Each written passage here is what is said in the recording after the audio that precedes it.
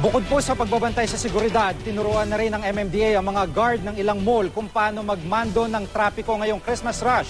At dahil dagsama Christmas shopper, doble ingat po mga kapuso dahil sa Makati, arestadong dalawang babaeng nanalisi umano, si Joseph Morong nakalerto, 24. Marami ngayon ang nagkukumahog sa pag-Christmas shopping, pero iba raw ang pinagkakaabalahan ng dalawang babaeng ito kaya sila inaresto. Nahuli kasi sila sa CCTV habang nananalisi sa mga mamimili sa isang mall sa Makati.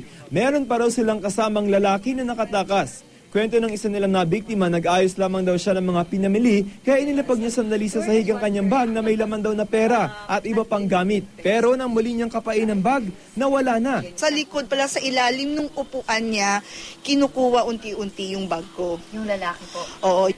Agad nagsumbong ang biktima sa mall guards na huli ang dalawa dahil nag-ikot pa raw sila matapos manalisi.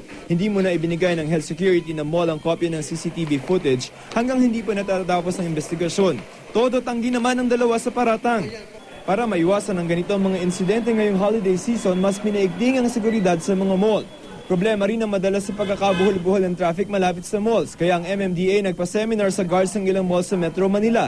Maliban sa kahandaan, itinuri rin sa kanila ang hand signs sa pangmando sa trapiko. Pansamantala rin silang gagawing Deputy MMDA Traffic Enforcers. Pwede silang manghuli sa mga lalabag sa traffic rules sa labas ng mall.